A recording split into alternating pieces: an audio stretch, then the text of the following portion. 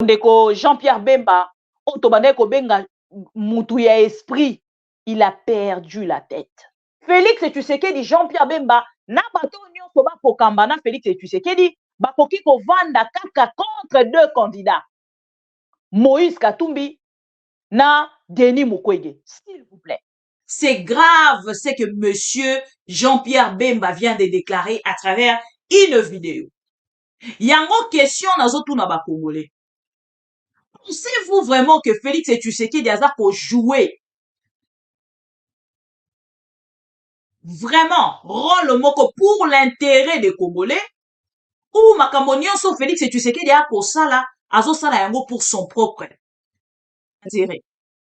Jean-Pierre Bemba, non, disez-moi que c'est une autre personne. Dites-moi que c'est une autre personne. Oh, il y en a un Jean-Pierre Bemba. L'argent achète une personne. Jean-Pierre Bemba, le komi mwana musala ya Félix Tshisekedi. Par manque ya bilan. Ndeko Jean-Pierre Bemba mi kotisi na likambo ye moko déjà yebaki que bilan ezalité, ye moko déjà yebaki que c'était un pouvoir ya deal, mais il a accepté ya kokota na kati ya pouvoir wana pour son bien et de sa famille. La déclaration au Félix Tshisekedi asali. Jean-Pierre Bemba asali. Ce qui tozala ki na mboka o eza na mibeko bakangi Félix Tshisekedi. Oui. Bandeko ma déclaration au Félix Tshisekedi a kosala na Jean-Pierre Bemba. Moi je pensais même que Jean-Pierre Bemba n'a matisa niveau parce que son papa est portugais. Il a été accepté par Mobutu. Et aujourd'hui, on a connu, à travers son papa, on a connu Jean-Pierre Bemba. Jean-Pierre Bemba, aujourd'hui, a commis terre à terre en public. Yango bandeko nanga. Et ça, moto ya kosila, moto azali désespéré, car anda ko koma kosala, ba discours de Jean-Pierre Bemba kosa. Jean-Pierre Bemba azali vice-premier ministre, ministre intérieur, pardon, ministre de défense. Ce qui a bimisi biloko ya lobby. Donc, à l'équipe, à quel côté il s'habille indirectement que la Cour constitutionnelle congolaise est allée dans efficacité. La justice congolaise et les alliés dans efficacité. Tango na yoki makambo de Jean-Pierre Bemba lobby na yoki soni intérieurement. Na moni pena que politicien congolais azana e moto alingaka congolais te. Moïse Katumbi n'est pas un congolais. Mokei kosangana na Genève. Na Moïse Katumbi. Il a dépensé pour vous. Ndeko Jean-Pierre Bemba na CPI. Ti obimi CPI, ti ovandi na poto, ti bozo kosolo la bino nyonso. Botelemi, pasi nanga pasi na yo. Wapi video wana. Pasi nanga pasi na yo, pasi nanga pasi na yo. Ndeko Jean-Pierre Bemba. Pasi na biso pasi ya ba Congolais, pasi na yo pasi ya ba Congolais. Botelemi bino nyonso bozo kosa ba Congolais, Congolais fongola miso. Jean-Pierre Bemba a dit que ça deal. Oh, Félix Tshisekedi n'a pas gagné les élections. Aujourd'hui, il se retrouve derrière. A commis même plus que Dialeloliste, même plus que Gilles Moniere. Plus que Mano Batele Marana 10e rue. On a Jean-Pierre Bemba. Ah non. Attaque au perdre pédale, yango ezalaka. Ya niveau oyote.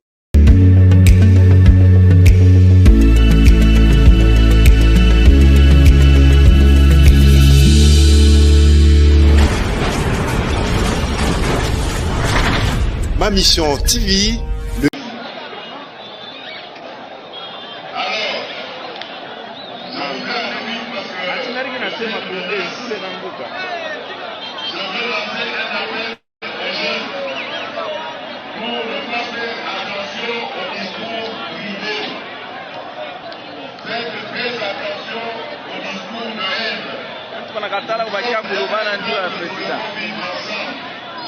Et je veux particulièrement attirer l'attention des jeunes de l'INES et de l'UNAFEC.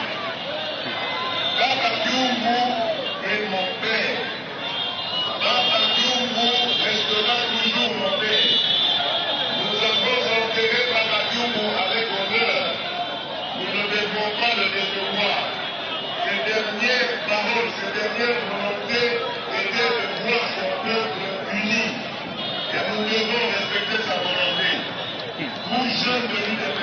Après avoir kusambalisha mbele peuple kisha tu volonté yake ilikuwa hivi. D'autant plus que nous sommes dans la même famille, la famille de l'Union sacrée. Kama Ici même à Boris. Alors, je voudrais aller vite parce que atinariki nasema tuende kule na mbuka. je veux lancer un appel aux jeunes pour ne pas faire attention au discours privé. Faites très attention au discours de haine. Watu wanakatala kubakia kulubana ndio ya president. Et je veux particulièrement attirer l'attention des jeunes de l'INPS et de l'UNAPEC. Baba Dioumou est mon père. Baba Dioumou restera toujours mon père. Nous avons enterré Baba Dioumou avec honneur. Nous ne devons pas le décevoir. Ses dernières paroles, ses dernières volontés étaient de voir son peuple uni. Et nous devons respecter sa volonté. Vous, jeunes de l'UNPS, Après avoir kusambalisha mbele peuple kisha tu volonté yake ilikuwa hivi. d'autant plus que nous sommes dans la même famille, la famille de l'Union sacrée. Kama banza bena roho Plus si. d'entendre parler de division parmi vous. Banza bena roho si. Faites pas attention Madrapo yote kunenda. au discours de haine. Nous devons rester unis. Kama madrapo enale.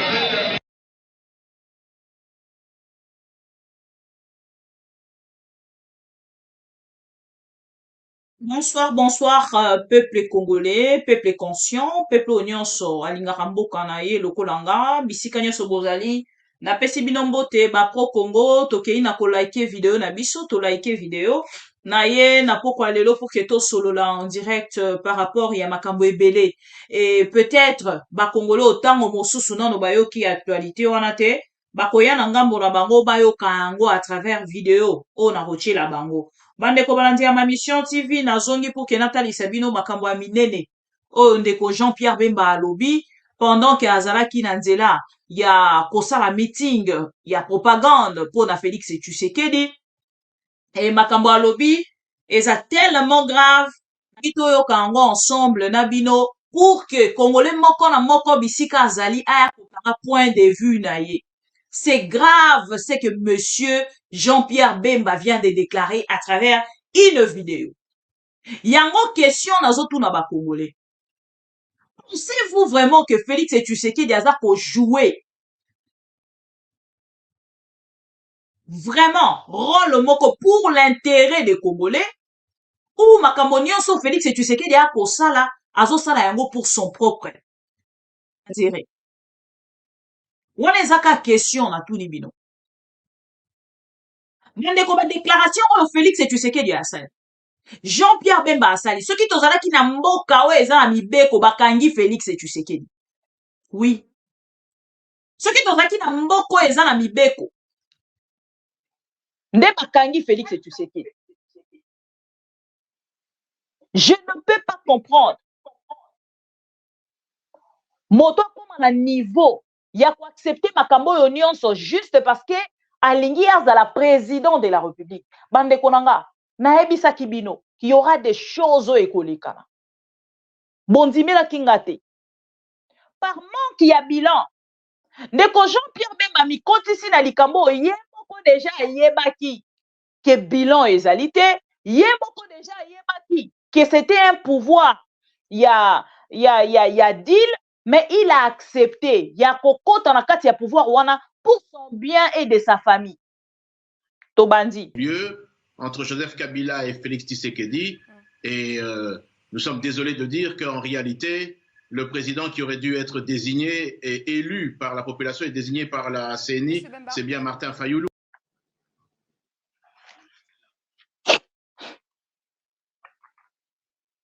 Voilà. Wana ndeko Jean-Pierre Bemba, makambo ya lobaka na biso, avant kota na kati ya pouvoir, ya Félix Tshisekedi. Toki na deuxième vidéo, ya ba déclaration toujours ya ndeko Jean-Pierre Bemba, avant koma lelo na pouvoir. Boyoka. D'une manière précise, ici à Goma, particulièrement au Nord Kivu, je m'engage en dehors les 6 mois. J'ai bien dit dans les 6 mois si je suis élu, à rétablir la sécurité dans tout le Nord Kivu.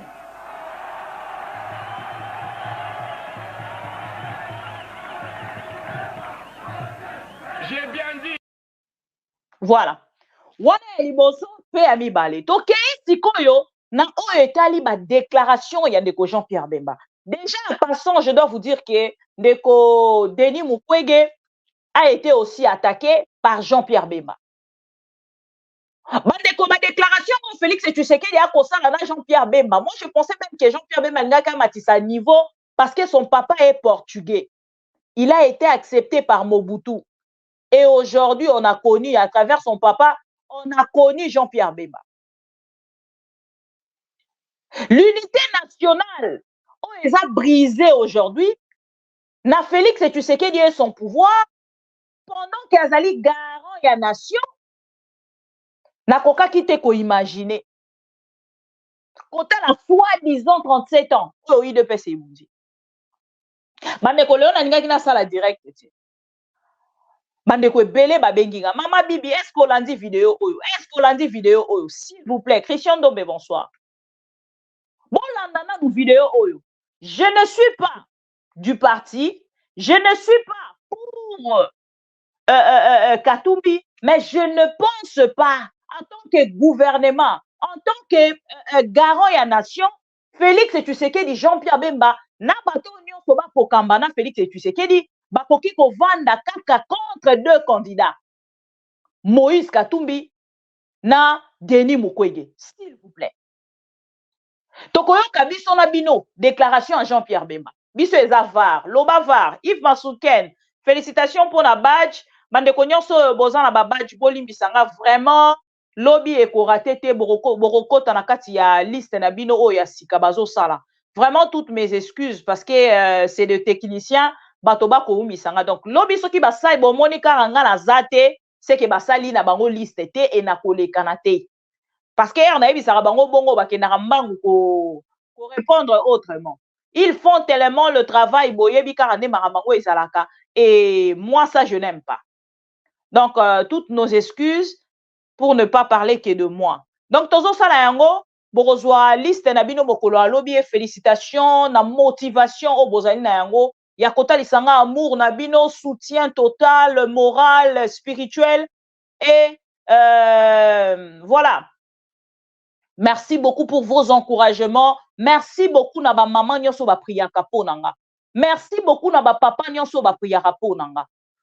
Parce que ce monde, ce n'est pas un monde facile. Voilà. Vraiment toutes mes excuses bandeko nanga nyonso, vous êtes une famille. On va donc le faire sans problème demain, d'ici demain, vous aurez na boina comme le roi Félix Tshisekedi vraiment lobby soki ba salité na rolé kanate parce que je ne pourrais pas faire de promesses non réalisables. Non réalisable. Bandeko balandi ya ma mission TV tokei na ba déclaration ya batoya IDPS. Pondeko Jean-Pierre Bemba, oto bandeko benga mutu ya esprit, il a perdu la tête. Nakoti kabino bolanda boyoka. Il y a même des déclarations contre Dr Mukwege bokoyoka. Et il s'attaque que na des candidats wana. Ça m'étique maintenant. Et comme il kotikenga. Boyo kabino moko. Parce que Félix Tshisekedi na kolwezi lelo peuple a se retirer parce que mon intérêt na été na kati ya discours ya Félix na bandele bino na vidéo wana bomoni yango peuple a se retirer discours à Félix Tshisekedi azomo nango même pas intéressant. Ce n'était même pas du tout intéressant. Ya lobi na Lubumbashi pas du tout intéressant. Peuple a pour se retirer yemoko. Na un commentaire na discours ya Félix na ndenge peuple azo rejeté en public qui peut en plus à travers des caméras ba vidéo bazo filmer mais boyo kana nous Jean-Pierre Bemba opposant potaki mokala ya opposant moko ya Zambie opposant potaki mokala ya opposant moko ya Zambie potangite potangi opposant ya Zambie oso eleki aoti kokoma mokanda eleki na ba réseaux sociaux azo senga la gouvernement zambien akanga bato nyonso oyo bapesi Moïse Katumbi passeport na Zambie. Olandaki yango? Olandaki te? Yango oyo naza kosenga et nazotinda message ya Moïse Katumbi. Ayebisa biso, ayebisa peuple vérité. Est-ce qu'Azali Zambia ya solo ou eza lukuta?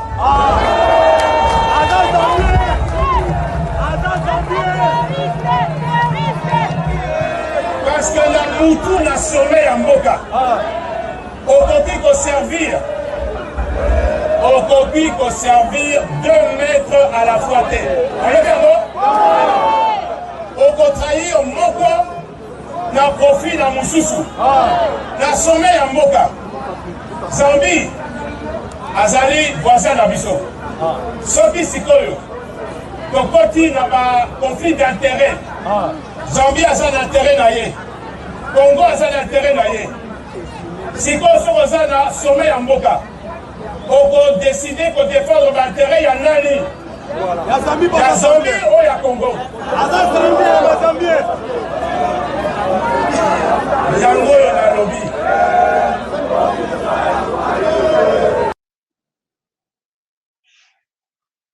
Est-ce que Bolandi? Est-ce que Bolandi vidéo wana malamu, s'il vous plaît? Avant de commenter, na lingi na bana so Bolandi yango malamu. Le son c'est bon? Bon, ça n'est pas pour nation, c'est-à-dire c'est bon, non? Est-ce que Bolandi ndeko Jean-Pierre Bemba? Boyo Kalissus. Opposant, potala ki mokala ya opposant moko ya Zambie. Otangi te? Otangi? Opposant ya Zambie. Oso eleki. Aoti kokoma mokanda. Eleki na ba réseaux sociaux. Oui. Azo senga la gouvernement zambien. Akanga bato nyonso oyo bapesi Moïse Katumbi passeport na Zambie. Olandaki yango? Olandaki te?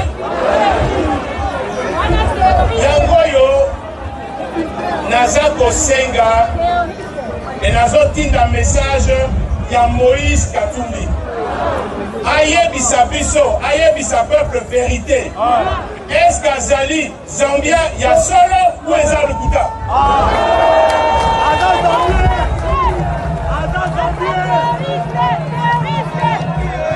Parce que la moutou na sommet ya mboka. La politique congolaise. Okoki ko servir 2 mètres à la fois te. La politique congolaise. Oko trahir moko na profit na mususu. Na sommet ya mboka. Zambie azali voisin na biso.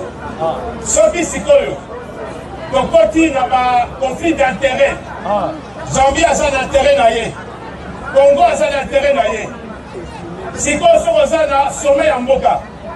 Oko décider ko défendre ba intérêt ya nani? Ya Zambie ou ya Congo? Yango yo na lobby.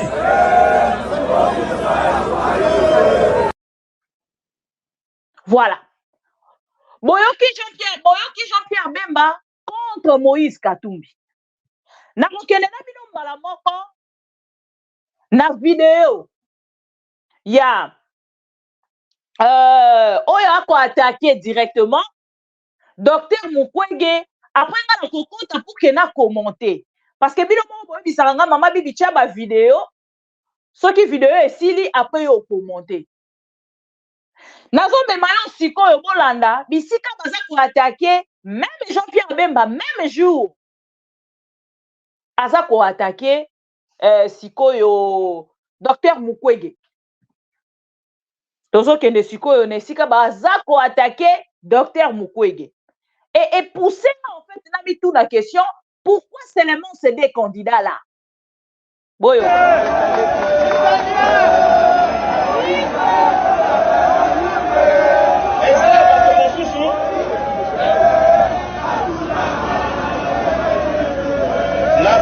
la cause de la gauche. Et ça, la bateau Moussousou. bamidele bapesa bango batitre parce que bazobongisa nzoto ya basi sikoyo batie na motu na ye lokola topesi batitre wana sikoyo ozala mpe candidat tokoma mpe moungu na biso parce que ezobongisa nzoto ya basi na kati na sali opération okanisi kongo eza nde sali opération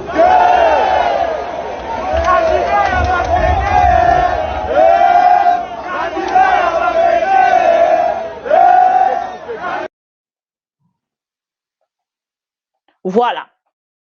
Wamanani Moïse, pardon, ndeko Jean-Pierre Bemba. Si qu'on a Bemba bino na réflexion, moi je ne suis pas comme de fanatique yaba politicien. Ba fanatique yaba politicien quand ande bazan na droit wana ya ko réfléchir na se ya ba matambe na bango s'occuper na messieurs. Jean-Pierre Bemba. Non, disez-moi que c'est une autre personne. Dites-moi que c'est une autre personne. Oh, il y en a un Jean-Pierre Bemba. L'argent achète une personne. Jean-Pierre Bemba, le comme moi, Moussala, il y a Félix et Tshisekedi. Jean-Pierre Bemba, aujourd'hui, a commis terre à terre en public. Il y a un Konanga. Et ça, moto ya aussi là. Moto azali désespéré car anda ko ça ba discours de Jean-Pierre Bemba ça. Je pensais même que Jean-Pierre Bemba le quoi azali est né à koka qui orienté Félix et Tshisekedi. Ko aider Félix et Tshisekedi. Or c'est l'argent qu'il a amené auprès à Félix et Tshisekedi. Bande konanga soni. Nathalie Nalobi mais non ce n'est pas possible. Comment Félix et Tshisekedi Yé moko déjà tokoki koloba ke aza na problème aza na niveau ya étude ya na se asali école buissonnaire et na ngambo na ye makambo ebele. Ndeko Jean-Pierre Bemba arrive à faire des déclarations comme ça. Tokei si qu'on a cadre ya gouvernement. Jean-Pierre Bemba azali vice-premier ministre, ministre intérieur, pardon, ministre de défense. Soki abimisi biloko ya lobby. Donc, à l'équipe, à quel côté il s'habille indirectement que la Cour constitutionnelle congolaise est allée dans efficacité. La justice congolaise et les alliés dans efficacité. Justice congolaise est allée efficacité. Parce que ce qui justice congolaise est allée efficace, dans le moment où tu koloba, tolinga kito zoba preuve nyonso wana pour que monsieur kende kozala validé la Cour constitutionnelle. Comment Cour constitutionnelle? Nanga mona bango bazu possibilité te. Ya kotangela biso oyo ezali mikanda oyo Jean-Pierre Bemba kotalisa ke ya azali na ba preuve. C'est grave. Bande kolanga c'est grave. Jean-Pierre Bemba kiti na ste makasi boye. Non, Félix et Tshisekedi doit partir. L'unité nationale. Jean-Pierre Bemba zali ko kwa isengo na se. Est-ce que Jean-Pierre Bemba zali exemple? Tokene non tozonga. Jean-Pierre Bemba zali exemple. Pour que lelo ya telema akende komanda kotalisa akei même na discours oyo ya kolobake République démocratique du Congo ezali pareil te pour que babanda ko réparer yango. Babanda coopérer yango ezali mutu te pour babanda coopérer yango. Donc les discours terre à terre de Félix et Tshisekedi empruntés aujourd'hui par monsieur Jean-Pierre Bemba. Et Jean-Pierre Bemba comme il utilisé yango. Mande ko tamula so bisabino ke bilan ezali te na Félix et Tshisekedi. Yango wana ye na ngambo na ye akotambola na ba propos lokwa o. Lobi na ebisi bino ke Félix et Tshisekedi na discours na ye. Soki alangwa kite aza malade. Soki aza malade te donc a un problème. Félix et Tshisekedi s'est perdu. En plein discours, il a dit des choses qu'il ne maîtrisait pas.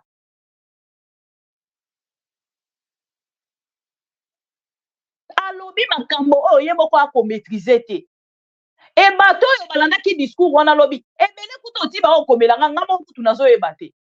Mande comprendre que toza komitia na kati ya ba conflit. Ya o nyonso tozo sala. Le pays est en danger.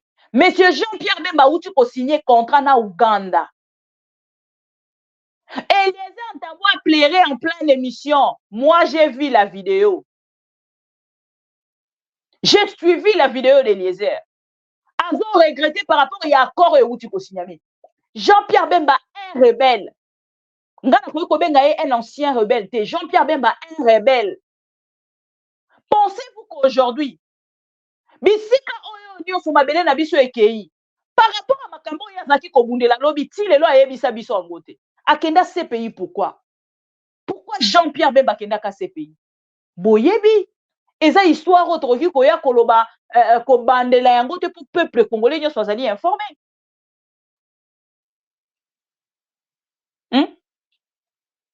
bokoki koya koloba nyonso bokoki mais pas diviser les Congolais. Pas des paroles séparatistes, des discours à dormir debout, des discours qui compellent sa moto à tout moment et qui déclencher moto. Moïse Katumbi Oboza Kolobila. Moïse a zongi en 2019. Tokende Tozonga. Na 2019, plein de Moïse Katumbi à Salaka. Félix, tu sais qu'il y a outi na Lubumbashi to moni angote. Tozalana no honnête. Félix, tu sais qu'il y a là. Pour ceux qui ne savent pas, en ce moment, c'est son élection. Et là, on a celui-là, c'est monsieur, c'est beau monsieur, c'est le président de la République démocratique du Congo, monsieur Félix Antoine Tshisekedi. Et ça, c'est Lubumbashi. Et là, nous sommes sur la RTNC, la radio-télévision nationale du Congo. Vous allez suivre avec moi. Je ne sais pas si le président Félix Tshisekedi a perdu sa mémoire. Mais écoutez. Engai na ebisi bino soki bosalinga confiance le 20 septembre 2020 toko continuer mosala oyo tobandi non mais est-ce que vous avez entendu? Non, faites les replays puis vous allez entendre. Les 20 septembre 2020, monsieur ne va pas bien, s'il vous plaît. Voilà. Il doit se reposer. J'ai l'impression qu'il est dépassé par les événements. S'il vous plaît. À perdre moto. À de se reposer. En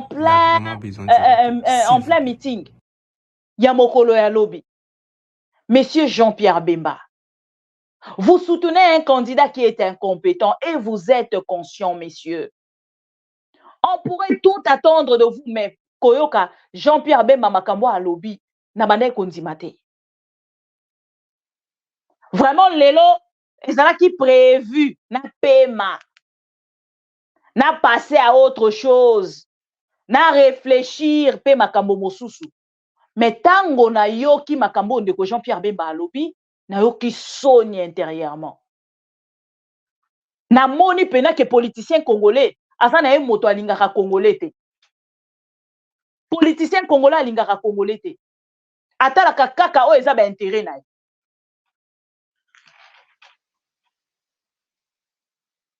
Politicien congolais atalaka kaka o eza ba intérêt na ye.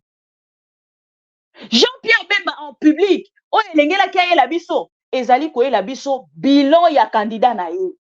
Asaleli bino boye, asaleli bino boye, asaleli bino boye, yango nde tokozela. Mais pas koyela biso oh non, candidat wana, ce n'est pas ça un bilan, bande kunanga. Ce n'est pas un bilan. Botika kokota na kati ya distraction ya ba politicien congolais. Jean-Pierre Bemba a dit que ça deal. Oh, Félix Tshisekedi n'a pas gagné les élections. Aujourd'hui, il se retrouve derrière.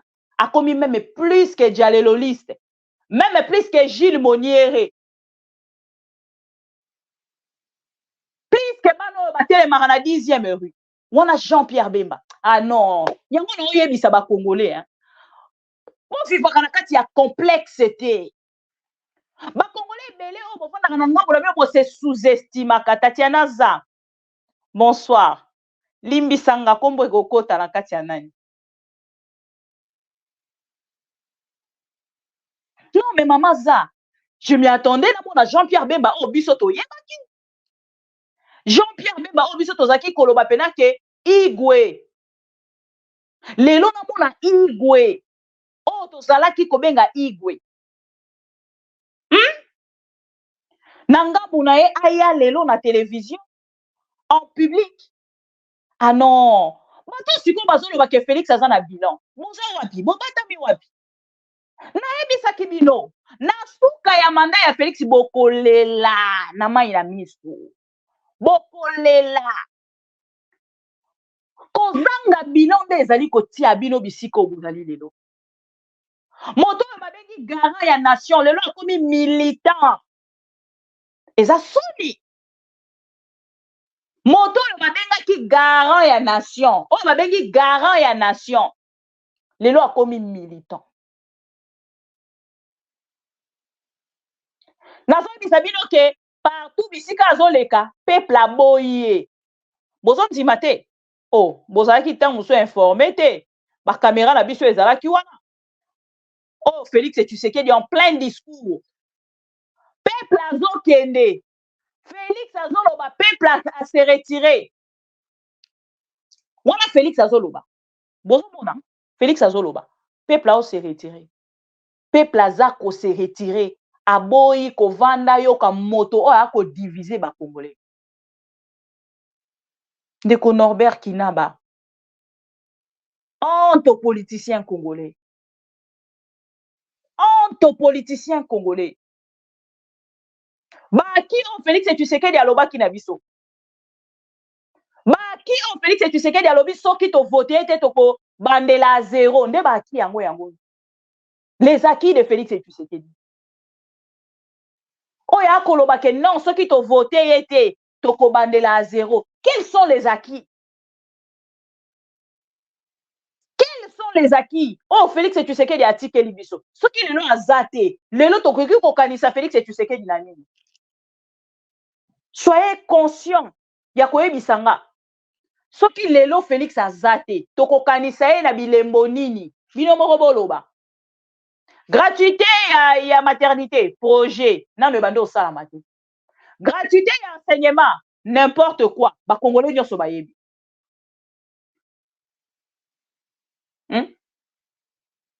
Ba Congolais nyonso bayebi. N'importe quoi. Gratuité à enseignement. Nini lisusu boloba. Benoît Kandolo, bonsoir.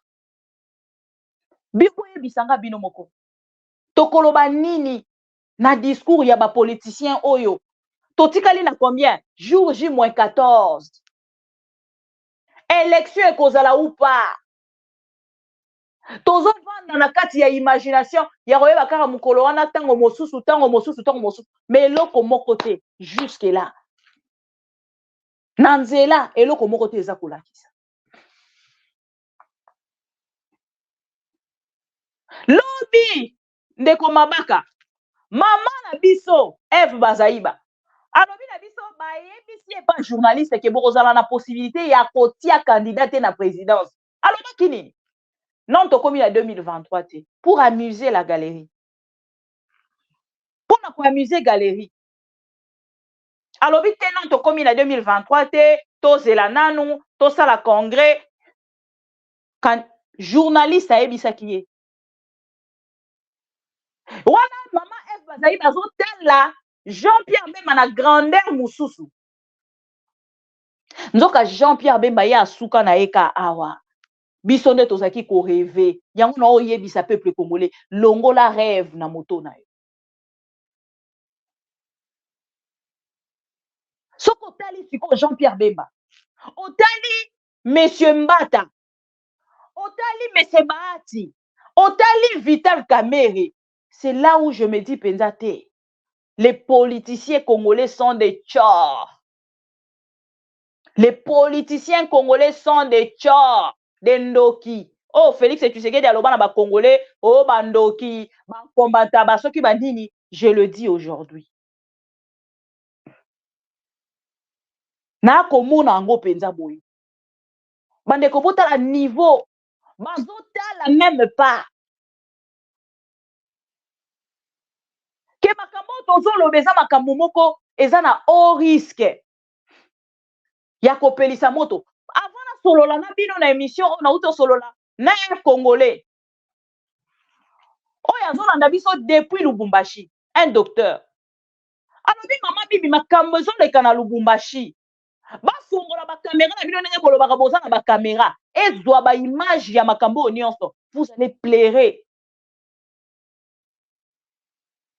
Vous allez pleurer. Les Congolais, tokoki kozala conscient te, mais pas jusqu'à bayebisa biso que non, mutu wana aza Congolais te. Akomi na cour constitutionnelle, akei nanu na seni. Seni etindi na cour constitutionnelle. Ndenge nini bokomi na niveau ya mutu wana azala validé. On doit vous arrêter parce que vous êtes dans le gouvernement. Jean-Pierre Bemba, on va vous arrêter. Peuple congolais, c'est qu'il y a zomé la ville même. Donc, vous allez parce que le peuple n'arrive pas à réfléchir peut-être plus loin que ça. Parce que nous avons un peuple, excusez-moi pour le terme, mais des fois mouton, qui n'arrive qu'à suivre, mais,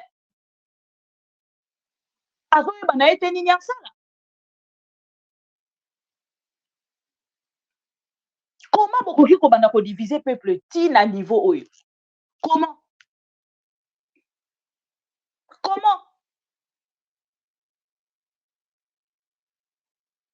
Moïse Katumbi n'est pas un Congolais. Mokei kosangana na Genève. Na Moïse Katumbi. Il a dépensé pour vous. Ndeko Jean-Pierre Bemba na CPI. Ti obibi CPI, ti ovandi na poto, ti bozo kosolo la bino nyonso. Botelemi, pasi nanga pasi na yo. Wapi video wana. Pasi nanga pasi na yo, pasi nanga pasi na yo. Ndeko Jean-Pierre Bemba.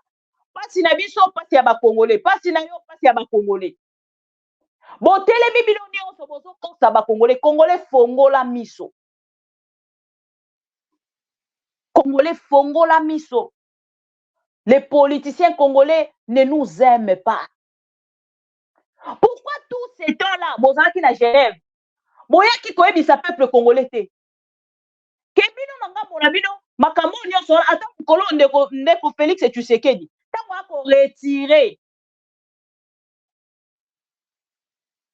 Oyo babengi signature na ye. Pourquoi yebisaki ba congolais te? Oyo bino bozolo balelo. À Genève, hier dimanche 11 novembre. C'est pas possible dans ce pays. On fixe des choses, des règles. On dit, c'est comme ça qu'on va fonctionner. Et vous revenez sur sur vos propres engagements. Mais moi, je me pose la question, si vraiment il y a des hommes d'État dans ce pays, des hommes d'honneur surtout, c'est ça qu'il faut dire. Parce que moi, quand j'engage mon honneur dans quelque chose, je ne reviens pas en arrière. Et je retire ma signature au nom de l'UDPS de cet accord que nous avons signé à Genève hier dimanche 11 novembre. Ozalo kutamoko yako saranate.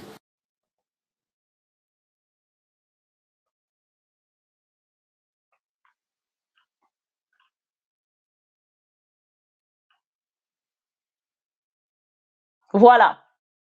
Wana ndeko Félix Tshisekedi. Tango azo retirer signature na ye. Pourquoi tango retirer signature na ye ayebisaki biso te? Oyo bango bakolinga kobimisela biso lelo lokola secret oyo baza nango. Parlons likambo etali ba nationalité. Félix Tshisekedi aza na 50% ya nationalité angolaise. Et ça ne vient pas de moi. Vidéo. Notre président, il a dit ça. C'est vrai que son père, donc c'est-à-dire Koko Nabiso Yamobali, Odogo Abota Maman, Ayaka à l'âge de 6 ans, à Outaka Angola, il est venu à l'âge de 6 ans.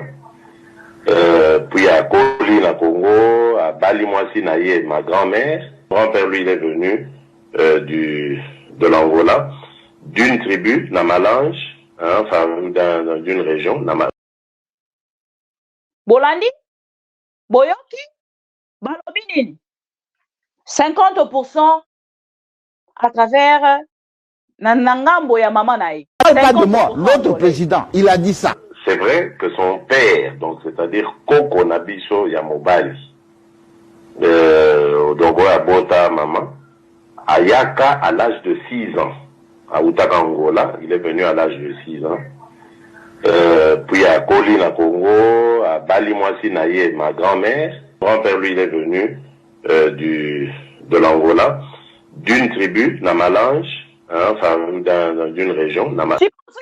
Ngambo ya ndeko Jean-Pierre Bemba. Bato nyonso bayebi, Jean-Pierre Bemba azali 50% portugais. Na nzela ya papa na ye, azali 50% portugais. Soki esengeli to banda sikoyo kolobela makambo etali ba nationalité. Azali 50% portugais. Toke na discours à Félix. Félix Tshisekedi akomi lobi na Lubumbashi. Alobi na Lubumbashi, oh non, ndenge nazali awa, na ye koyebisa bino, bosala attention na ba candidat de l'extérieur. Na ba candidat de l'extérieur, Félix Tshisekedi alobi, bakoya kolobela bino Swahili. Bandeko nanga, wana Félix Tshisekedi moto alobi ngai te. Na kotiela bino siko ba video. Félix alobi bakoya kolobela bino na Swahili. Bokoyoka bango, baza ba candidat de l'extérieur. Mais nga na lingi na kende nanga musika te. Soki tozwi neti koloba Swahili ekomi kozala étranger. Ce qu'on lobi Swahili c'est koza étranger. C'est l'incompréhension ya Félix Tshisekedi. C'est l'incompréhension ya Félix Tshisekedi. Bokoyoka ye hein. Nazo ko inventer te. Boyo. Bakomi changer stratégie.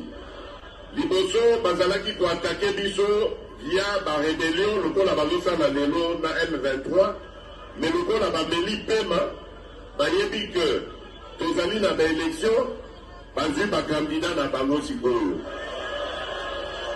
baza na ba candidat na bango ba candidat na bango bakoya pe awa bakoloba na bino pe amjambo bakandida na bino bakosema mpe na Swahili awa. Excusez-moi. Bakoloba na bino na tangani yetu. Mebokeba na banguna. Kotango bazalaka na katanga. Basala. Voilà. Selon Félix Tshisekedi, candidat nyonso koloba Swahili aza candidat des étrangers. Mais Félix Tshisekedi tango akomi na Kasai. Bandeko nanga aloba na munoko nini? Biso na bino tokokende ka na video. Parce que IDPS ba comprendre ndenge moko na biso te ba pro Congo. Ndeko Gratef bonsoir. Baraka bonsoir. Voilà. Ba comprendre ndenge moko te na biso. Lokola ba comprendre ndenge moko te na biso. Video. Si vous nous legelato, c'est na mwakunu legelato. Nous dit machiani même, machi akumen. C'est na mwakunu legelanage. Bakandida na bango bakoya pe awa. Bakoloba na bino pe amjambo. Bakandida na bino bakosema pe na Swahili awa. Bakoloba na bino na tangani yetu.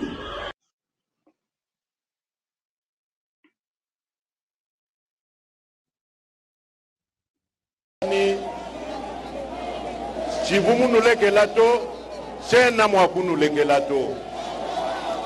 Nous dit machiani même, machi akumen.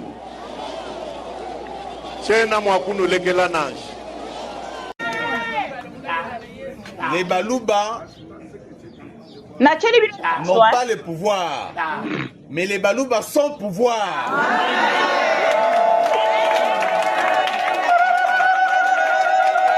Kobotama na pouvoir ya kobotama. Tozali kosalama mpona kodirige bango balinga te.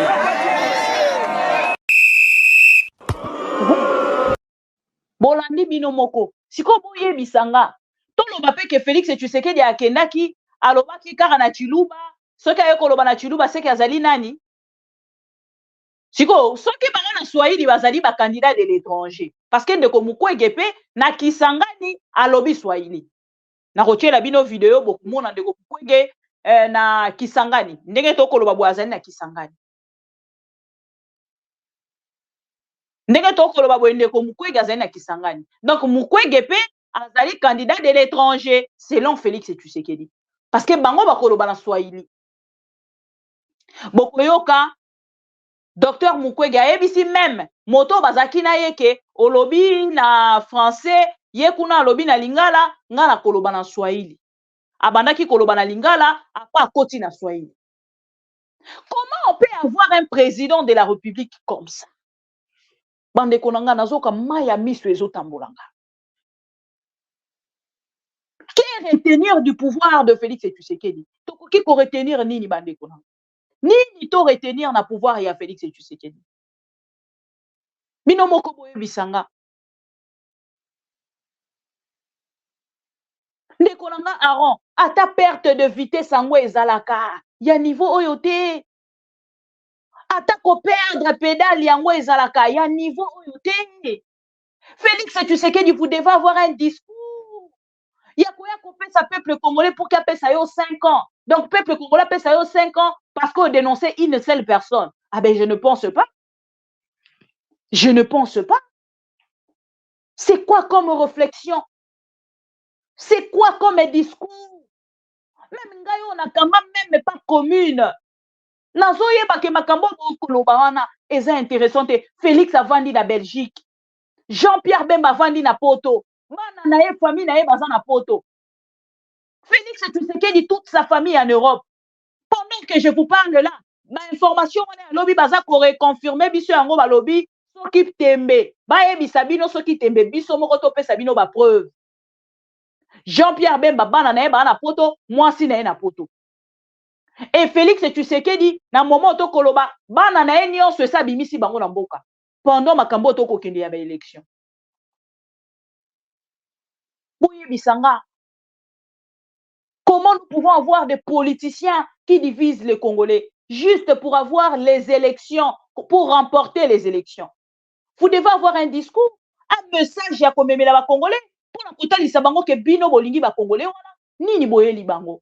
Monsieur Jean-Pierre Bemba koti na union sacrée. Ozui même lopango na moment to kolobo komi na lopango na fleuve na GLM. Okomi na lopango kangisi même bateau. On voit ki bango na prison. Parce que yo lingi ozo mu pepe. Ya fleuve, mu pepa fleuve ezala pembeni na yo. Okangisi bato nyonso ba dénoncaki ke lopango ezali ya Jean-Pierre Bemba, yango asengi a obligé ba fongola nzela na GLM. Boye koko sa peuple congolais, oh non, c'était pour l'intérêt du peuple, hein? C'était pour l'intérêt du peuple. Et ba zo baba yo kibino. Mais nous les conscients, toyebi. Nous les conscients, toyebi makambo bozo sala. Vous êtes là pour vos intérêts. Félix Tshisekedi a fait 5 ans de promesses. Ma promesse, 5 ans. Pendant 5 ans, à promettre à Congolais. Pendant 5 ans, à promettre à Congolais. Et ba Congolais, le lo ba fongoli péniso. Ba kotika la bazo bate. Toutes les promesses. Oh, bon, pesi ba Congolais. Comment vous voyez que ça bango le contraire? Comment vous voyez que ça bango le contraire? Nazana ba promesse nyonso ah. Les promesses de Fachi. Voilà. Les promesses de Fachi. Répondez plutôt à ça. Les prochains Jean-Pierre, je pensais même qu'on s'est justifié par rapport. Yaram. Dire aux Congolais, Boli Bisabiso par rapport à Yaram. Bon, c'est même pas d'excuses n'a peuple congolais. Vous ne présentez même pas des excuses au peuple congolais. Par rapport à Olobino Bolié Congolais. 500 millions. Ndeko Columbus, Tabernacle. Wow, welcome to ma mission TV. Merci beaucoup pour votre badge. Tobanaki kokanisa même bokoyebisa ba Congolais. Oyo bino botikei na kokosa ba Congolais pendant 5 ans. Tokanisa qu'il y avait peut-être quelque chose ya ko expliquer. Il n'y a pas d'explication. Vous venez avec l'orgueil face aux Congolais pour leur dire quoi? Congolais Pongola Miso. Congolais ont conscience. Tokoki kotika te ba ebisaka biso kaka boyebi te ke politique ezalaka bongo. Eza jeu ya politique. Eza politique. Politique ezalaka bongo. Bande konanga. Donc, n'avez pas à comprendre que non. Tobande ko kanisa makambo pona ba politicien oyo. Lelo penande na ko comprendre que makambo nyoso tozali ko kanisa pona bango. Non. Suivez les promesses de Félix Tshisekedi. Le livre des promesses de Félix Tshisekedi. Yaliboso, le 20 avril 2019, Félix Tshisekedi a promis que dans 5 ans, à cause de milliardaire congolais. 2. Le 30 juin 2019, na Bunya, Félix Tshisekedi a recréé fonds de garantie à Bajen pour permettre à Bajen de crédit. 3. Le 3 septembre 2019, Félix Tshisekedi a promis qu'il y a le recensement général. Le 10 septembre 2019, Félix Tshisekedi a promis qu'il y a recréé zone agro-industrielle pour diminuer l'importation des produits vivriers. Le 7 octobre 2019, na Bukavu, Félix Tshisekedi a dit « Je vais mourir pour la paix, je mourrai pour vous ». Le 16 octobre 2019, Félix Tshisekedi a promis qu'il je vais vous faire sortir de la pauvreté dans le milieu urbain et dans le milieu rural. Le 26 octobre 2019, Félix Tshisekedi, encore une fois, a promis qu'il a créé un fonds d'appui à la jeune et à la diaspora. En novembre 2019, Félix Tshisekedi a promis qu'il a commis à Congo allemand d'Afrique.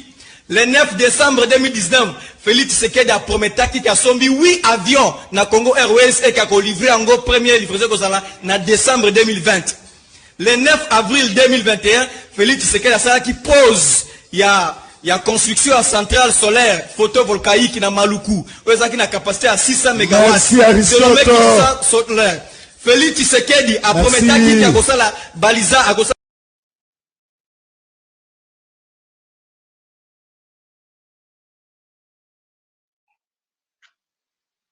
Boyoki mwana nyonso ba promesse wana bokokai kolia ntango mosusu bozwi ba promesse wana bokomi kotalisa bakongole na ngambo na biso tolingaki tosala boye tosaleli bino yango te sikoto. Jean-Pierre Bemba oblige même les Congolais à voter Félix Tshisekedi. Il faut voter Félix Tshisekedi. Ce n'est pas une obligation. Congolais nyonso aza na choix na ye na motema. Je viens de voir une vidéo. Yamandeko na kati ya Katanga, malgré l'arrivée à Félix Tshisekedi, balati ba t-shirt ya Félix Balobi, biso toko voter numéro 3. C'est un choix. C'est un choix. Moto na choix na ye oya kosa. Alingi ou alingi te.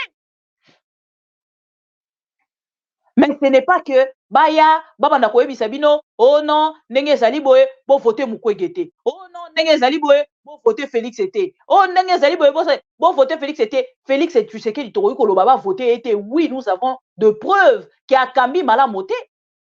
Félix Tshisekedi toza na preuve qui a kambi mala moté. Mais bato na lo bakambi te. Lokola ndeko na biso Denis Mukwege. Moko ya ba voter par rapport à quoi? Il y a la vidéo là. Ndeko Mukwege lelo na kotia extrait na ye pour que bomona botala moto yazali ko continuer campagne na ye parce que bandeko ebele tozaki kozela na bino tomona ndeko Mukwege na Martin Fayulu kosangana. Malheureusement ce n'est pas le cas. Ce n'est pas le cas. Ndeko Mukwege a continué campagne na ye moko. Ndeko Martin Fayulu pe a continué campagne na ye moko. Ils ne sont pas ensemble. Malheureusement, je ne sais pas. Jour J-14, Nini Eko Zelabiso. Wanezaka Motuna na Otuna. Mais je ne vois pas. Bosangani ya Martin Fayulu. Lisusu na candidat moko. Je ne vois pas. Même ma candidat au Batikalaki. Et c'est là qui toyo kata ke bake ko se rallier. To na Félix Tshisekedi. To na monsieur Martin Fayulu Badidi. Mais toyo ki angote. Tomoni angote. Nini ebongisa mi libosto. Pourquoi bango nyonso baza ko résister batu wana moto na coin na ye. Même Théodore oya ki koluka Martin Fayulu po basa la plainte. Te mokolo ya lelo atalisi biso te akose rallier na candidat nini. Tozu information te. Suivez Dr Mukwege na Kisangani mokolo ya lelo. Mama ya Kisangani mbote na bino. Ilenge ya Kisangani mbote na bino. Naza na esengo mingi komona bino. Nandenge moninga nanga Alphonse alobi bulo eleki na lingaki na yawa tozalaki na programme moko makasi mais badongolo miso bapekisi biso toya komonana na bino boyekisangani bolobaka lingala na swahili nga nakanisi Alphonse asi alobi lingala ekoki nga na koloba na kiswahili yango merci batoto ya Kisangani ya Muyambo batoto ya Kisangani ya Muyambo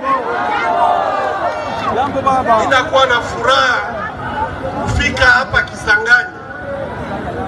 Kisangani ni mji ambayo ilikuwa mji wa tatu Mkongo, na Kisangani iko fasi ya kipekee Mkongo sababu Kisangani iko kurompoint ya benye banatoka sud kwenda nord, bakutoka este kwenda west, balipashwa bapitia hapa Kisangani. Hii inaonyesha kama Kisangani ni mji ambayo inakuwa strategic kwa Kongo mzima, lakini pia Kisangani iko na hadithi yake. Unajua kama Kisangani hapa njo kwenye Lumumba alifanyia yote kwa kugomboa nchi yetu kutoka katika utumwa, na leo mimi naamini kama kupitia Kisangani Kongo tutaigomboa. Haiko vile hatutabakia mutumwa, tunapaswa tutoke mutumwa, na inapenda iwe kitu itatokea hapa Kisangani sawa vile Lumumba alitokeaka hapa na kaenda kuomba independence. Kisangani tutokee hapa, tutoke katika utumwa ya miaka 30. Watoto ya Kisangani, watoto ya Bolandi ndeko Dr Mukwege depuis Kisangani mokolo ya lelo boyebisanga tiko lokola ye asololi na Swahili bakolobake Dr Mukwege azali candidat de l'étranger. Et moto oyo eloko ekokamwisanga siko naokoka kozonga na kati na nga te parce que so natali kaka ndeko Mukwege e ndeko Jean-Pierre Bemba non nazondima te.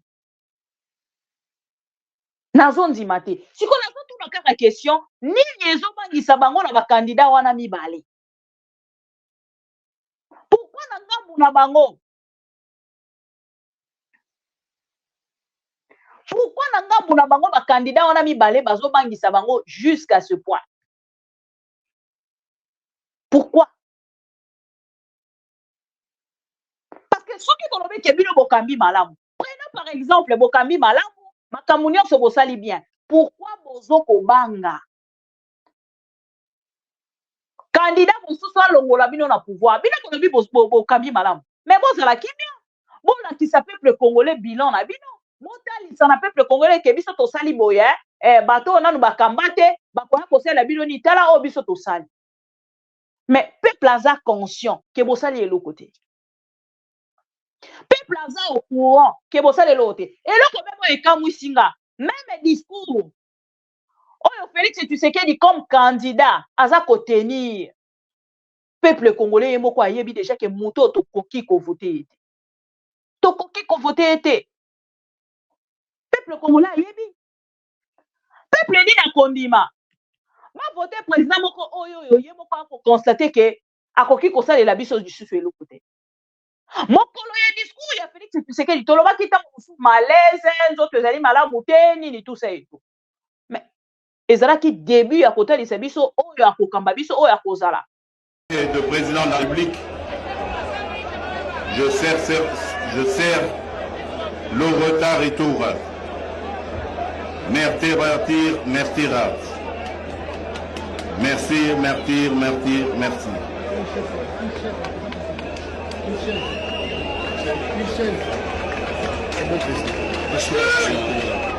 Je suis là, président.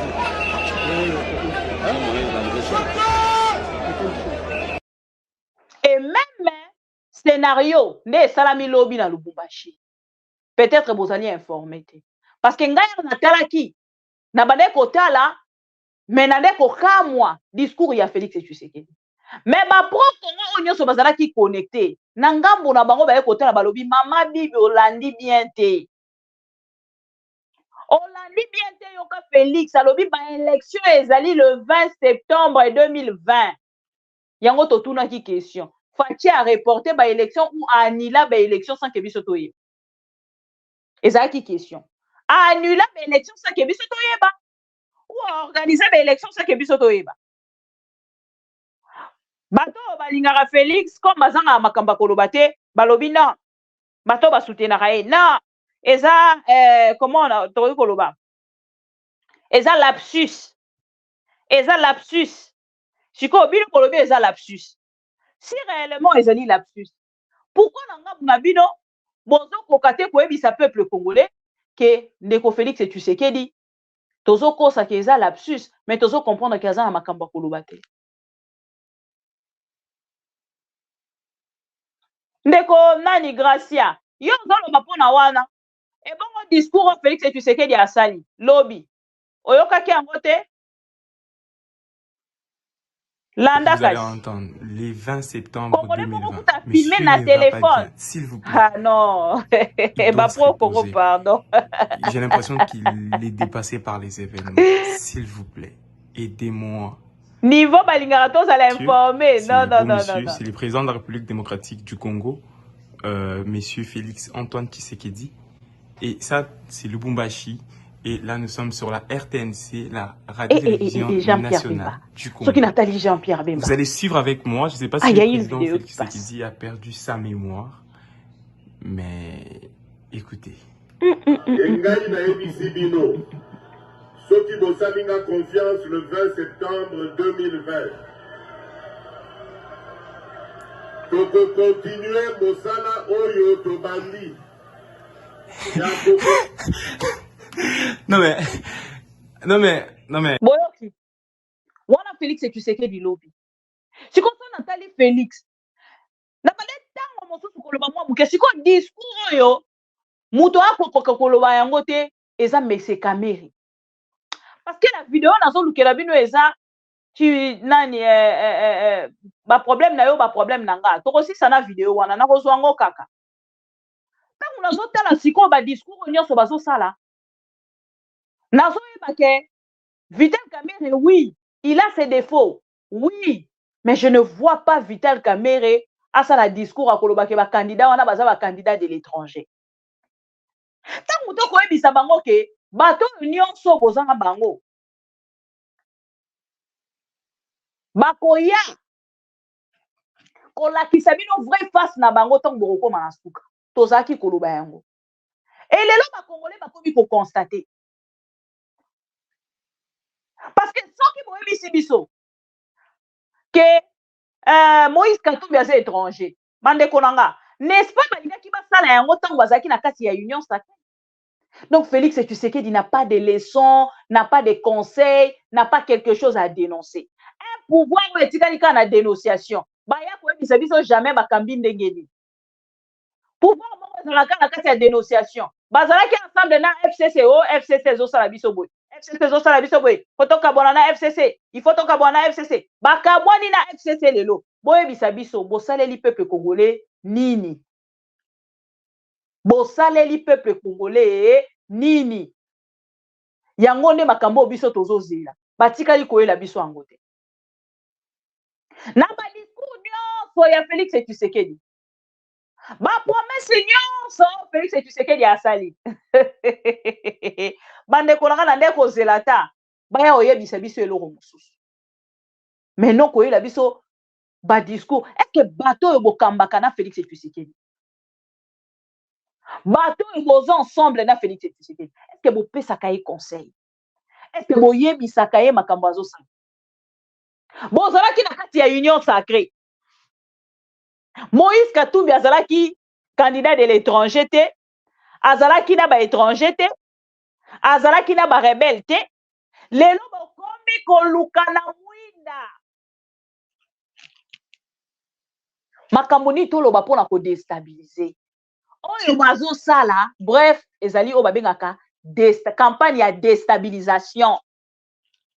Basala yango pona ndeko Mobutu. baloba Mobutu azali centrafricain basala yango mpona Kabila baloba Kabila azali rwandais depuis République démocratique du Congo ebanda kokambama nanu tozwa congolais te lelo tozwi entre guillemets soi-disant congolais Félix Tshisekedi bunagana ezali wapi nga na kobanda korapele bacongolais kaka bango bazalaki baétranger soi-disant soit centrafricain ndeko Mobutu Kabila na makambo Kabila asalaki te Félix Tshisekedi asali yango na makambo ye asalaki te Félix Tshisekedi asali yango Mukwege candidat des étrangers ok oh non akoya koréparer nini baintellectuel tala bandeko na nga bato nyonso babetaka lisolo ya baintellectuel so otalika mbata ocomprendre mbala moko bobetaka sulu masolo ya baprofesseur te s'il vous plaît bobetaka ngo suna bakongolais te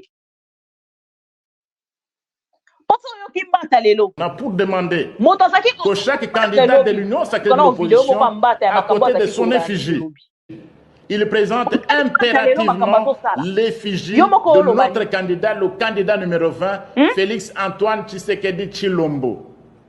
Quelqu'un qui ne présente pas l'effigie du président Félix Antoine Tshisekedi Tshilombo ne devrait pas se prévaloir de la qualité des membres de l'Union sacrée de la nation. Et notre peuple doit être vigilant et nous communiquer. Si un candidat de l'Union sacrée de la nation, à côté de sa photo, n'a pas mis la photo du camarade Félix Antoine Tshisekedi Tshilombo, notre candidat numéro 20, les candidats sont appelés à revoir leurs affiches. Parce que notre candidat, ce n'est pas un candidat caché comme les autres.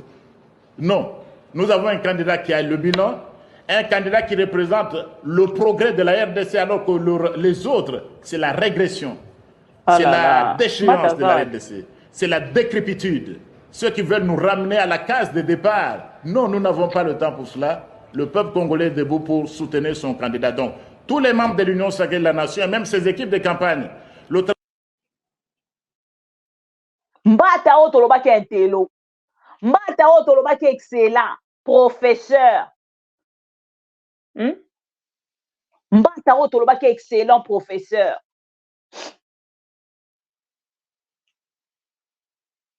Yves-François là, namona okala. Okenda wapi?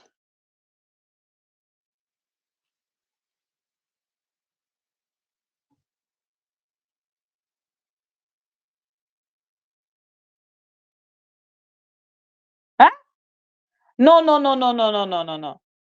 Bino mosu motala prof Mbata moto azaki koyebisa biso non ndenge tozawa dozo kobunda pour que totelemela gouvernement mobimba bakomi bajalelo liste ya président de la république akoki kokoma nzambe ya gouvernement te bakoki kobanda koyemba président de la république te lelo Mbata oblige même aux politiciens basala nini.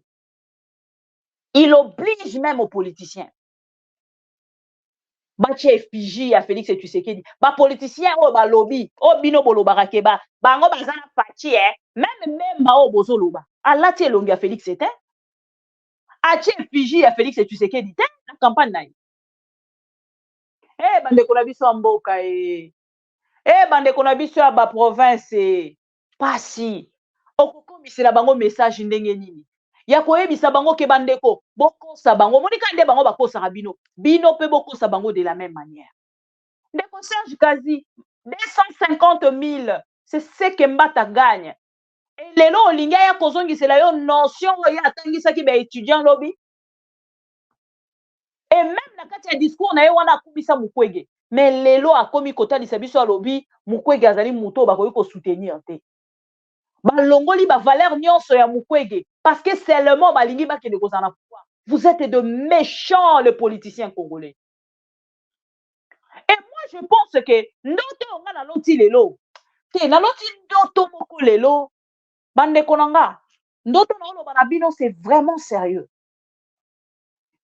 Ndoto na loti lelo. Soki ndoto wana ekei na kokokisa makaka de la manière. Non, ba politicien congolais belé.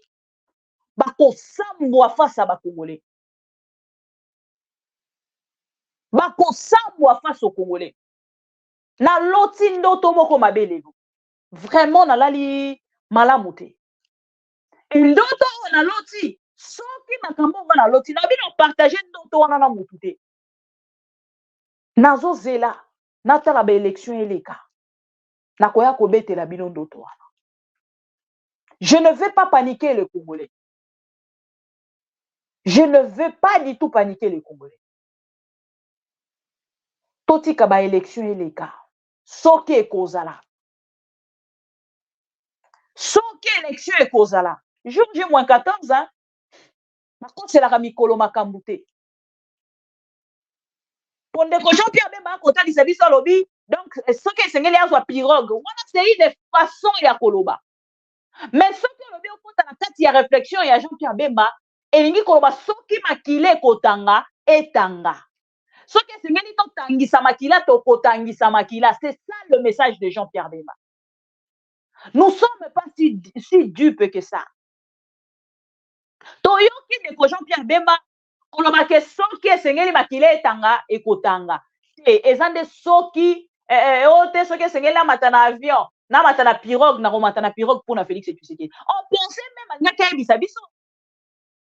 Qui a koki kosala nyonso poto zo bunagana en tant que ministre de défense.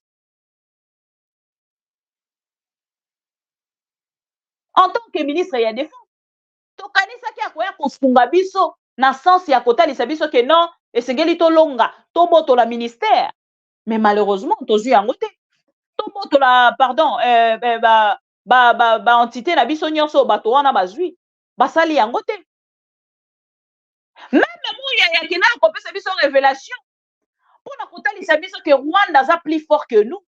Molandi discours à Félix Tshisekedi te. Félix envoie un message à Kagame pour dire que boye biselanga Kagame soki asakaneli ngai akomona nga wana président de la République. Bandeko nazomona on dirait tozo sakana na mboka. Bandeko to sakana na mboka no yoka pasi. To sakana na mboka, nous avons des gens qui ont blaqué na République démocratique du Congo.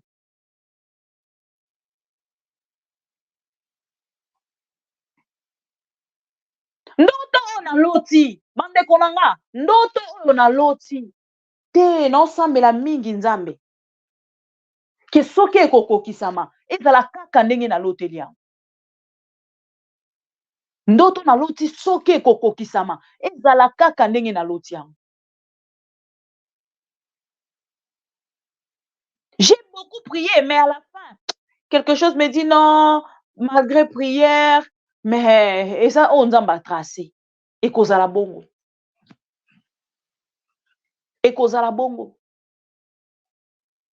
Et zalaka kanenge na lotelia. Bon là la kalabino, makambo nyonso ezoleka. Mais est-ce que si boyoka muyaya? Muyaya, oh Félix Tshisekedi akomisa biso lelo na ndenge ezali awa ndenge Félix akoloba obotindela Kagame message akomona ngai mabe akozwa nga mabe nakolakisa ye muyaya a révéla biso eloko moko peut-être bolanda te.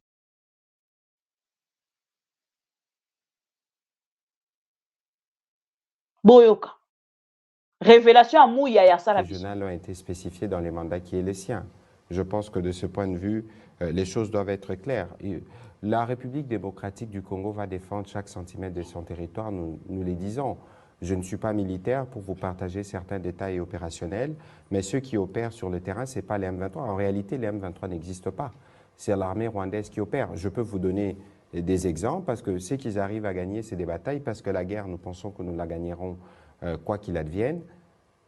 Il est plus facile de recevoir, par exemple, du renfort venant du Rwanda, dans ces zones-là, que des renforts venant de Kinshasa. Ils peuvent prendre, je donne un exemple, s'il faut amener 2000 militaires, ils sont à côté, ils prennent des jeeps, ils font 2-3 heures de route, ils arrivent. Si nous, il faut mobiliser, envoyer 2000 militaires sur place, il faut peut-être prendre à Moura ou à Kinshasa dans les autres unités, ça vous prend 10 vols Et donc, il y a des questions parfois qui sont opérationnelles, qui peuvent faire en sorte que, parce que lorsque vous avancez par exemple sur Kichanga dans les derniers jours, les forces armées avaient pris les... Est-ce que Mozoyo Kamakamboyo, Mouya Yaloba, porte-parole, il y a gouvernement. Combien de fois Félix Tshisekedi a condamné Rwanda? Combien de fois Félix Tshisekedi a condamné Rwanda? Est-ce que tu as une solution? Si Mouyaya, à travers cette vidéo, alors Félix Alobi de la Kagame message, mais porte-parole, il y a gouvernement, Armélie, Amerling, Robert, bonsoir. Alors, de la Kagame message. Pendant que le porte-parole, il y a gouvernement, nous révèle de choses telles que eux. La force régionale grand. Je pense que de ce point de vue, les choses doivent être claires. La République démocratique du Congo va défendre chaque centimètre de son territoire, nous les disons. Je ne suis pas militaire pour vous partager certains détails opérationnels, mais ceux qui opèrent sur le terrain, ce n'est pas les M23. En réalité, les M23 n'existent pas. C'est l'armée rwandaise qui opère. Je peux vous donner des exemples, parce que ce qu'ils arrivent à gagner, c'est des batailles, parce que la guerre, nous pensons que nous la gagnerons quoi qu'il advienne. Il est plus facile de recevoir, par exemple, du renfort venant du Rwanda, dans ces zones-là, que des renforts venant de Kinshasa. Ils peuvent prendre, je donne un exemple, s'il faut amener 2000 militaires, ils sont à côté, ils prennent des jeeps, ils font 2-3 heures de route, ils arrivent. Si nous, il faut mobiliser, envoyer 2000 militaires sur place, il faut peut-être prendre à Moura ou à Kinshasa dans les autres unités, ça vous prend 10 vols. Et donc, il y a des questions parfois qui sont opérationnelles, qui peuvent faire en sorte que, parce que lorsque vous avancez par exemple sur Kichanga dans les derniers jours, les forces armées avaient pris les dessus, mais il y a des renforts qui sont venus des unités spéciales du Rwanda à un moment donné, parce que le combat se passe, parce que c'est parfois des centres urbains, c'est des agglomérations, on est obligé, nous, de tenir compte de tout cela. Mais ceci n'ébranle en rien la détermination qui est la nôtre de faire cette guerre, parce que nous l'avions dit, on fera une guerre, on sera sur le front médiatique, diplomatique, militaire et judiciaire. Et de ces points de vue, nous n'allons pas désemparer, nous allons continuer. Voilà. Bolandi, Boyoki, Amerling, Oyoki, Papa Robert. On a gouvernement congolais à travers le porte-parole. Alors, que nous n'avons pas la possibilité à continuer d'intervention rapide. Renfort na kati ya Est. Atalisi makamoto ko manqué. Atalisi lolengeni tozana incapacité par rapport à Rwanda. Wana Mouyaya, porte-parole ya gouvernement. Azotalisa ba faille. Il y a armée congolaise. À la télé, s'il vous plaît.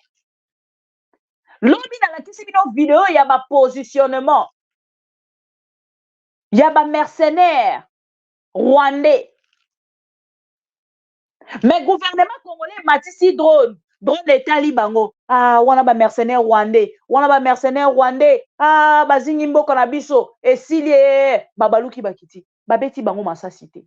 C'est quoi si pas la complicité? Comment peut-on appeler ça si pas la complicité? Mandeko mutu pasi. Bato ba lo banabiso ke tokodoka mitu. Des fois toko lo ba ke bazan a raison. Parce qu'ils savent qu'ils sont en complicité avec leurs autorités, ils savent qu'ils sont en complicité avec nos ennemis. Avec nos ennemis.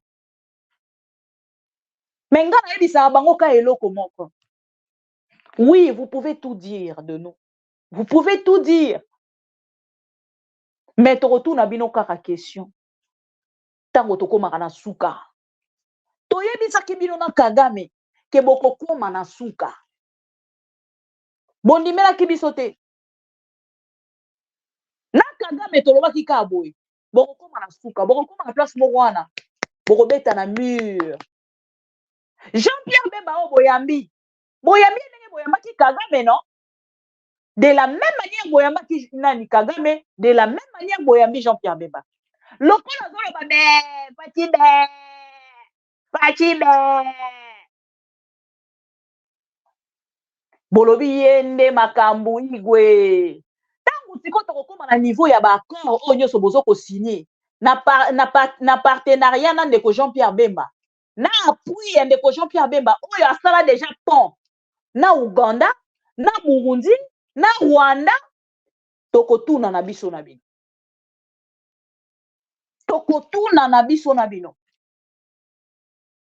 E mukolongo tokotuna bino soki Congo ezalaka ya bino, to ezalaka ya ba Congolais. Eza héritage ya papa Etienne Tshisekedi ou eza ya ba Congolais. Tokotuna na question wana. Je pense que c'est un travail ya motema otozo sala. Pour sensibiliser ba Congolais, kotalisa ba Congolais vérité ya makambo boko sala na kuku. Toko lembate, toko continuer ko sala yango. Parce que nous autres tous conscients que Félix Tshisekedi est en habilanté et il ne mérite pas un deuxième mandat. Un mandat lui suffit. Un mandat suffit à Félix Tshisekedi. Et peuple o nanga bunaye, bazolinga bakosa, eza peuple o biso to yebi. Peuple o biso to yebi, akosala makambo papa Chichi ayebisaka ye. Bapesi yo mbongo lia, eza mbongo na yo bayiba yo. Mais ko voter bangote.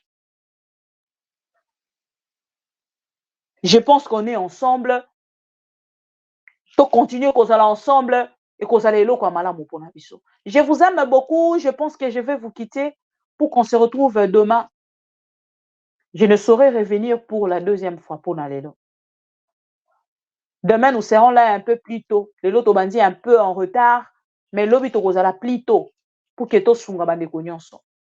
Ata babengi si ba marabu.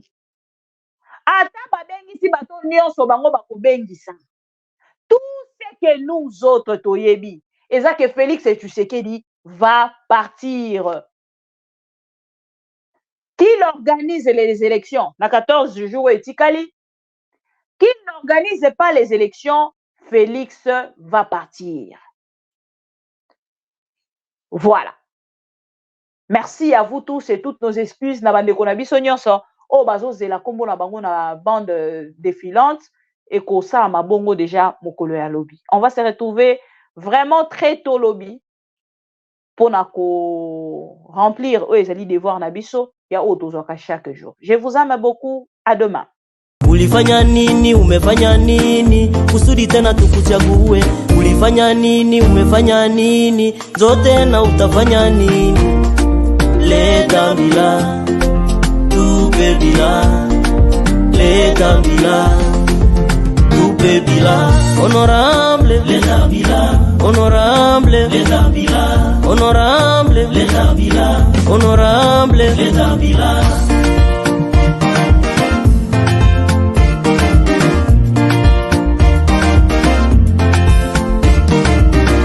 Achana na majina za wenzako, sema vyako, sema vyako. Kama hukufanya kitu, kuwa kimya, kuwa kimya.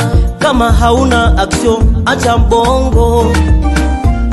Kutukana wengine, ile haiko ndo bila. Kutayataya wengine, ile haiko ndo bila. Kupigana na kila mtu, ile haiko ndo bila. Honorable tupe bila. Acha mbongo tupe bila. Acha kutudanganya tupe bila. Honorable tupe bila. Leta bila. Tupe bila. Leta bila. Tupe bila. Honorable leta bila. Honorable leta bila. Honorable leta bila. Honorable leta bila.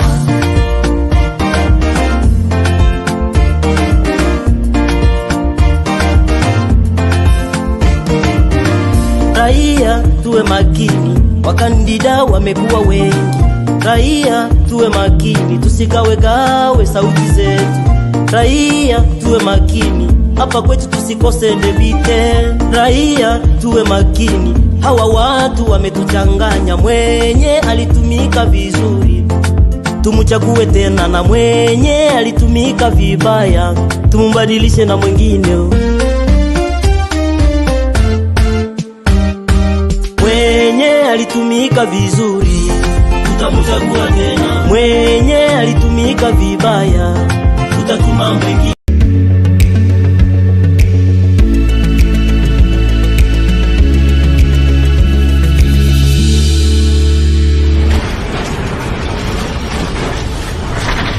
Ma Mission TV, le miroir du monde.